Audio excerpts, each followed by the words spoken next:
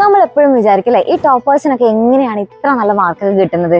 എപ്പോഴും full mark തന്നെ ഉണ്ടായിരിക്കും, അല്ലെങ്കിൽ ഒന്നോ രണ്ടോ മാർക്ക് മാത്രമേ കുറഞ്ഞിട്ടുണ്ടാവുള്ളൂ. അപ്പോൾ ഇതെങ്ങനെയായിരിക്കും ഇവർക്ക് സാധിക്കുന്നത്? ഇവർ വല്ല ബുക്കും കാണാൻ തിന്നുന്നുണ്ടോ, അല്ലെങ്കിൽ ജന്മന ഭയങ്കര ബുദ്ധിശക്തിയുള്ള ആൾക്കാരാണ് ഇവർ? അങ്ങനെ ഭയങ്കര ഡൗട്ടുകളാണ് അല്ലേ? അപ്പോൾ സംഭവം സത്യത്തിൽ ഇത്രയേ ഉള്ളൂ. അവർ പഠിക്കുന്ന ആ ഒരു സ്റ്റഡി സ്ട്രാറ്റജി എന്ന് പറയുന്നത് വേറെ തന്നെയാണ്. ആ ഒരു സ്റ്റഡി സ്ട്രാറ്റജി നമ്മളും കറക്റ്റായിട്ട് ഫോളോ ചെയ്യുകയാണെങ്കിൽ നമുക്കും നല്ല മാർക്ക് കിട്ടും. അപ്പോൾ അങ്ങനെയാണെങ്കിൽ അത് എങ്ങനെയാണ് എന്നുള്ള അറിയണ്ടേ? യെസ്, അതിന് വേണ്ടിയിട്ടുള്ള കുറച്ച് സ്റ്റഡി ഹാക്സ് ആണ് മിസ് എന്ന് പറഞ്ഞു തരാനായിട്ട് പോകുന്നത്.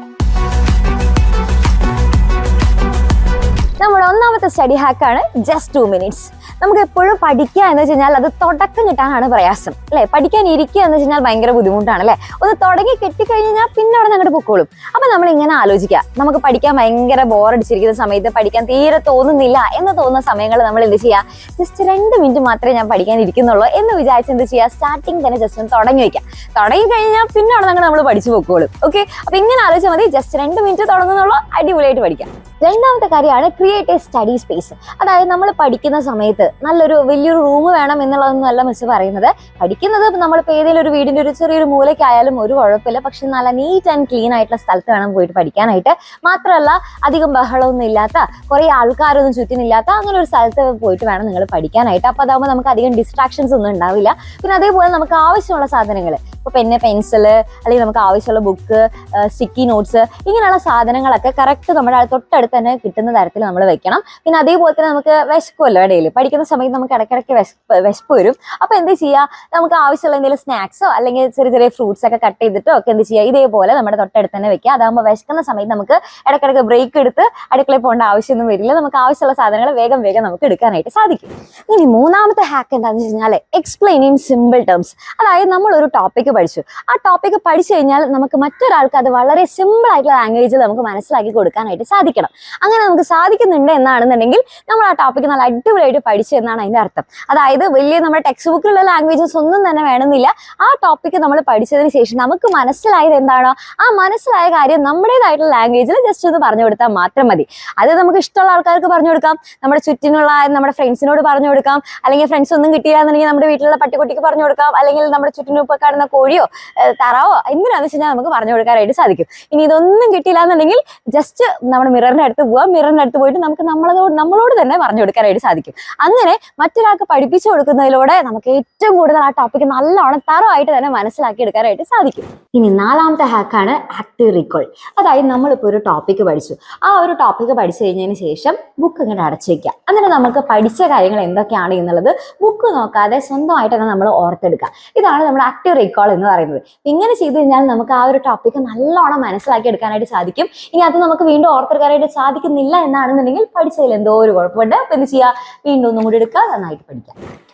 അടുത്തതാണ് നമ്മുടെ പോമറാഡോ ടെക്നിക്ക്. അതായത് ആദ്യം നിങ്ങളൊരു 25 minutes പഠിക്കുക, പിന്നെ ഒരു 5 minute ബ്രേക്ക് എടുക്കുക, വീണ്ടും ഒരു 25 minutes പഠിക്കുക, ഒരു 5 minute ബ്രേക്ക് എടുക്കുക. ഇങ്ങനെ ഒരു 4 തവണ നിങ്ങൾ ചെയ്യുക. അങ്ങനെ 4 തവണ ചെയ്ത് കഴിഞ്ഞാൽ പിന്നെ ഒരു 45 to 50 minutes നിങ്ങൾക്ക് ബ്രേക്ക് എടുക്കാം. അപ്പോൾ ഇവിടെ ശ്രദ്ധിക്കേണ്ട കാര്യം എന്ന് വെച്ച് കഴിഞ്ഞാൽ ഇത് നമുക്ക് കുറേ കുട്ടികൾക്ക് അറിയാവുന്ന ഒരു ടെക്നിക്ക് ആയിരിക്കും. ഇത് കുറേ പേര് ചെയ്തുകൊണ്ടിരിക്കുന്ന ഒരു കാര്യമായിരിക്കും. പക്ഷേ ഇത് പലർക്കും ഫെയിലിയർ ആവാനുള്ള ഒരു കാരണം എന്താ വെച്ച് കഴിഞ്ഞാൽ ഈ കുട്ടി ബ്രേക്ക് എടുക്കുന്ന സമയത്ത് നേരെ പോയിട്ട് നമ്മൾ റീൽസ് ഒക്കെ കാണും, അല്ലെങ്കിൽ ഷോർട്സ് ഒക്കെ കാണും. അത് കണ്ട് കുറച്ചധികം സമയം അതിന് വേണ്ടിയിട്ട് മാറ്റി വയ്ക്കും. അങ്ങനെ ബ്രേക്ക് എന്നുള്ളത് ഒരു 5 minutes മാറിയിട്ട് കുറേ ആവുന്ന സമയത്ത് നമുക്ക് ഈ ഒരു മെത്തേഡ് ഫെയിലിയർ ആയിട്ട് പോകും. അപ്പൊ എന്ത് ചെയ്യുക? ബ്രേക്ക് എടുക്കുന്ന സമയത്ത് അത് കറക്റ്റ് ആയിട്ട് തന്നെ എടുക്കാനായിട്ട് ശ്രമിക്കുക, കുറേ ആയി പോവാതെ നോക്കുക. അടുത്ത നമ്മുടെ ഹാക്കാണ് give reward to yourself. നമ്മൾ എന്തെങ്കിലും ഒരു കാര്യം കഷ്ടപ്പെട്ടിട്ട് ചെയ്തിട്ട് മറ്റൊരാൾ നമ്മളെ എൻകറേജ് ചെയ്യുകയാണെന്നുണ്ടെങ്കിൽ നമുക്ക് ഭയങ്കര സന്തോഷമായിരിക്കും അല്ലേ? വീണ്ടും ആ കാര്യങ്ങൾ നമുക്ക് ചെയ്യാനായിട്ടും തോന്നും. മാത്രമല്ല ആ ഒരു കാര്യം നമ്മൾ ഭയങ്കര ബുദ്ധിമുട്ടുള്ളതായിട്ട് നമുക്ക് ഫീൽ ചെയ്യുകയും ചെയ്യില്ല. അതേപോലെ തന്നെയാണ് നമ്മുടെ പഠിത്തത്തിന്റെ കാര്യം. നമ്മുടെ പഠിത്തത്തിൽ നമ്മൾ എൻകറേജ് ചെയ്യാനായിട്ട് വേറൊരാളുടെ ആവശ്യമില്ല, നമ്മൾ തന്നെ മതി. അപ്പൊ നമ്മൾ എന്ത് ചെയ്യുക? ഓരോ ദിവസം ഒരു ടാർഗറ്റ് വെക്കുക. ഈ ദിവസം ഞാൻ ഇത്ര ടോപ്പിക്സ് പഠിച്ചു തീർക്കും, അല്ലെങ്കിൽ ഈ സബ്ജക്റ്റിൽ ഈ ചാപ്റ്റർ ഞാൻ പഠിച്ചു തീർക്കും എന്ന് നമ്മൾ വിചാരിച്ചു കഴിഞ്ഞിട്ട് ആ ഒരു ചാപ്റ്റർ നമുക്ക് പഠിച്ചു തീർക്കാനായിട്ട് സാധിച്ചു എന്നാണെന്നുണ്ടെങ്കിൽ നമ്മൾ എന്ത് ചെയ്യുക? നമുക്ക് തന്നെ റിവാർഡ് കൊടുക്കുക. അപ്പൊ അങ്ങനെ ചെയ്യുകയാണെന്നുണ്ടെങ്കിൽ നമുക്ക് പഠിത്തം ഭയങ്കര വാശിയോടുകൂടെ നമുക്ക് പഠിച്ചെടുക്കാനും സാധിക്കും. മാത്രമല്ല അതൊരു ഭയങ്കര ബുദ്ധിമുട്ടായിട്ടോ അല്ലെങ്കിൽ ബേർഡൻ ആയിട്ടോ നമുക്ക് ഫീൽ ചെയ്യുകയും ചെയ്യില്ല. അപ്പൊ നിങ്ങൾക്ക് ഇഷ്ടമുള്ള റിവാർഡൊക്കെ കൊടുക്കാം. മിസ്സാണെന്നുണ്ടെങ്കിൽ മിസ് പഠിച്ചുകൊണ്ടിരിക്കുന്ന സമയത്തിൽ മിസ്സിന് ഫുഡ് ഐറ്റംസ് ആയിരുന്നു ഭയങ്കര ഇഷ്ടമായിരുന്നു. അപ്പൊ അതുകൊണ്ട് മിസ് എന്ത് ചെയ്യും, ഓരോ ടോപ്പിക്ക് നമ്മൾ വിചാരിച്ച ആ ടോപ്പിക്കുകളൊക്കെ മിസ് കവർ ചെയ്യാനായിട്ട് സാധിച്ചിട്ടുണ്ടെന്നുണ്ടെങ്കിൽ നേരെ എന്ത് ചെയ്യും, നമുക്ക് ഇഷ്ടമുള്ള ഫുഡ് ഐറ്റംസ് ഒക്കെ കഴിക്കാം. അപ്പൊ ഇതേപോലെ നിങ്ങൾക്ക് ഇഷ്ടമുള്ള റിവാർഡ്സ് ഒക്കെ നിങ്ങൾക്ക് തന്നെ സ്വന്തമായിട്ട് തന്നെ കൊടുക്കാനായിട്ട് സാധിക്കും. അടുത്ത നമ്മുടെ ഹാക്കാണ് സ്റ്റാർട്ട് വിത്ത് സിമ്പിൾ സബ്ജക്ട്. നമ്മൾ എപ്പോഴും ഭയങ്കര ഹാർഡ് ആയിട്ടുള്ള സബ്ജക്ട് വെച്ച് സ്റ്റാർട്ട് ചെയ്യുകയാണെന്നുണ്ടെങ്കിൽ അധികം നേരം നമ്മുടെ പഠിത്തം ഉണ്ടാവില്ല, അല്ലേ? അത് നിങ്ങൾക്ക് ഓൾറെഡി നിങ്ങളുടെ എക്സ്പീരിയൻസിൽ നിങ്ങൾക്ക് മനസ്സിലായിട്ടുള്ള ഒരു കാര്യമായിരിക്കും. നമ്മൾ തുടക്കം തന്നെ ഭയങ്കര ഹാർഡായിട്ട് നമുക്ക് മനസ്സിലാവാത്ത കാര്യങ്ങളൊക്കെ പഠിക്കാൻ തുടങ്ങിക്കഴിഞ്ഞാൽ നമ്മൾ ഇങ്ങനെ ഇരിക്കും, ഒരേ കാര്യം വെച്ച് തന്നെ കുറേ സമയം ഇങ്ങനെ ഇരിക്കും, കുറേ സമയം നമ്മുടെ പോയി പോകും. അപ്പൊ അതുകൊണ്ട് തന്നെ എന്ത് ചെയ്യുക, എപ്പോഴും വളരെ സിമ്പിൾ ആയിട്ടുള്ള സബ്ജക്ട് വെച്ച് സ്റ്റാർട്ട് ചെയ്യുക. അതിനുശേഷം പിന്നെ അതിപ്പോൾ നമ്മളൊരു ഹാഫ് ആൻ അവറോ അല്ലെങ്കിൽ ഒരു 1 അവറോ നമ്മൾ ആ ഒരു സിമ്പിൾ ആയിട്ടുള്ള സബ്ജക്ട് പഠിച്ചതിന് ശേഷം എന്ത് ചെയ്യുക, നമുക്ക് ഹാർഡ് ആയിട്ടുള്ള സബ്ജക്റ്റിലേക്ക് കടക്കാം. അപ്പൊ അങ്ങനെ ചെയ്യുമ്പോൾ നമുക്ക് ഭയങ്കര ഒരു തുടക്കം തന്നെ ആ ഒരു ബുദ്ധിമുട്ട് നമുക്ക് ഫീൽ ചെയ്യില്ല. Tip number 8, short notes are magic. നമ്മളിപ്പോൾ തന്നെ ഓരോ ചാപ്റ്റർ പഠിക്കുന്നതിന്റെ ഒപ്പം തന്നെ അതിന്റെ ഷോർട്ട് നോട്ട്സ് കൊണ്ട് ഉണ്ടാക്കി പോവുക. ഈ ഷോർട്ട് നോട്ട്സ് ഉണ്ടാക്കുമ്പോൾ നിങ്ങൾ പ്രത്യേകം ശ്രദ്ധിക്കണം, ഒരിക്കലും വലിച്ചു വാരി കുറേ എഴുതരുത്. ഓരോ ടോപ്പിക്കിലെ ആ ടോപ്പിക്കിന്റെ ഹെഡിങ് എഴുതുക, അതേപോലെ തന്നെ അതിന്റെ അടിയിലുള്ള കണ്ടന്റ് എന്താണോ അത് വളരെ ഷോർട്ട് ആയിട്ട് ചെറിയ ചെറിയ പോയിന്റ്സ് ഒക്കെ ആയിട്ട് നിങ്ങൾ അതിൽ എഴുതുക. അപ്പൊ അങ്ങനെ എഴുതി കഴിഞ്ഞാൽ നിങ്ങൾക്ക് ഈ ഷോർട്ട് നോട്ട്സിന്റെ മാജിക് ശരിക്കും പറഞ്ഞാൽ നമുക്ക് മനസ്സിലാവുന്നത് ഇപ്പോഴല്ല, നമ്മുടെ പരീക്ഷയുടെ സമയമാകുമ്പോഴാണ്. ആ സമയത്ത് നമുക്ക് നല്ലോണം യൂസ്ഫുൾ ആയിരിക്കും. മാത്രമല്ല ഷോർട്ട് നോട്ട്സ് ഉണ്ടാക്കി കഴിഞ്ഞാൽ അത് അതേപടി മാറ്റി വെച്ച് പോകരുത്, ഒരിക്കലും തുറന്നു നോക്കാതെ ഇരിക്കരുത്. ഇടയ്ക്കിടയ്ക്ക് അത് എടുത്ത് റിവൈസ് ചെയ്യണം. അപ്പൊ മാത്രമേ നമുക്കത് കറക്റ്റ് ആയിട്ട് നമുക്ക് നല്ല യൂസ്ഫുൾ ആകാനായിട്ട് സാധിക്കുള്ളൂ. Tip number 9, revision and PYQs. എപ്പോഴും പ്രീവിയസ് ഇയർ ക്വസ്റ്റ്യൻസ് എന്ന് പറയുന്നത് നമ്മുടെ എക്സാമിന് വളരെയധികം ഹെൽപ്പ് ചെയ്യുന്ന ഒരു കാര്യമാണ്. ഏകദേശം നമുക്ക് നമ്മുടെ ക്വസ്റ്റ്യൻ പേപ്പേഴ്സ് ഒക്കെ എടുത്ത് നോക്കുകയാണെങ്കിൽ പ്രീവിയസ് ഇയർ ക്വസ്റ്റ്യൻസ് സെയിം തന്നെയോ അല്ലെങ്കിൽ അതിന്റെ ഏകദേശം ഒരു സെയിം പാറ്റേണിലോ ആയിരിക്കും നമ്മുടെ ക്വസ്റ്റ്യൻസ് ചോദിക്കുന്നുണ്ടാവുക. പക്ഷെ ഇപ്പോഴത്തെ നമ്മുടെ ഒരു ക്വസ്റ്റ്യൻ പേപ്പറിൽ ചെറിയൊരു വ്യത്യാസം ഉണ്ട്. കാരണം കുറച്ച് അത്യാവശ്യം നല്ല സ്റ്റാൻഡേർഡ് ലെവലിലുള്ള ക്വസ്റ്റ്യൻ പേപ്പേഴ്സ് ആണ് വരുന്നത്. പക്ഷെ എന്നിരുന്നാലും നമുക്ക് ഏകദേശം ഒരു സിമിലർ പാറ്റേൺസ് നമുക്ക് ആ ഒരു ക്വസ്റ്റ്യൻ പേപ്പറിൽ നമുക്ക് കാണാനായിട്ട് സാധിക്കും. അപ്പൊ എപ്പോഴും നിങ്ങൾ ഓരോ ചാപ്റ്റർ പഠിച്ചു കഴിഞ്ഞാൽ അതിന്റെ ഒപ്പം തന്നെ അതിന്റെ പ്രീവിയസ് ഇയർ ക്വസ്റ്റ്യൻസും കൂടെ ചെയ്തു പോവുക. ഇനി പ്രീവിയസ് ഇയർ ക്വസ്റ്റ്യൻസ് ഇല്ലാത്ത ചില ക്ലാസ്സുകൾ ഉണ്ട് അല്ലേ, അതായത് പുതിയ സിലബസ് ആയിട്ടുള്ള ക്ലാസ്സുകൾ.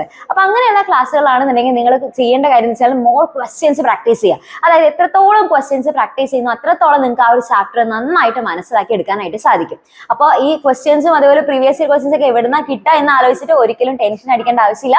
ഇതെല്ലാം നമ്മുടെ ബാച്ചിൽ നിങ്ങൾക്ക് അവൈലബിൾ ആണ്. ജസ്റ്റ് നിങ്ങൾക്ക് ഈ താഴെ കാണുന്ന നമ്പറിൽ ജസ്റ്റ് ഒന്ന് കോൺടാക്ട് ചെയ്യേണ്ട ആവശ്യമുള്ള എല്ലാതും കിട്ടും. പ്രീവിയസ് ഇയർ ക്വസ്റ്റ്യൻസും ബാക്കിയുള്ള ക്ലാസ്സുകളും എല്ലാം നിങ്ങൾക്ക് റിവിഷനും മോഡൽ എക്സാംസും ഒക്കെ നിങ്ങൾക്ക് അടിപൊളിയായിട്ട് നിങ്ങൾക്ക് കറക്റ്റ് ആയിട്ട് തന്നെ കിട്ടുന്നതായിരിക്കും.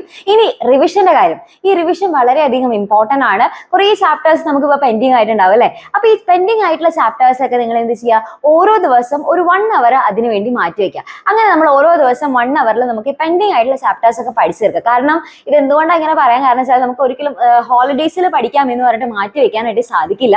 കാരണം ഹോളിഡേയ്സ് ഇനി വളരെ കുറവാണ്. ഇപ്പൊ തന്നെ നോക്കുകയാണെങ്കിൽ നമ്മുടെ മാർച്ചിലേക്കുള്ള ആ ഒരു സമയത്തിനുള്ളിൽ, മാർച്ചിൽ നമ്മുടെ എക്സാം വരുന്നതിന്റെ ഉള്ളിൽ എത്രത്തോളം ഹോളിഡേയ്സ് ഉണ്ട് നോക്കുകയാണെങ്കിൽ നമ്മുടെ സൺഡേയ്സും പിന്നെ അതേപോലെ തന്നെ സെക്കൻഡ് സാറ്റർഡേയ്സും നോക്കിക്കഴിഞ്ഞാൽ ആ കൂടെ ഒരു 10 ദിവസമൊക്കെയാണ് നമുക്ക് കൂടിപ്പോയി നമുക്ക് കിട്ടുള്ളൂ.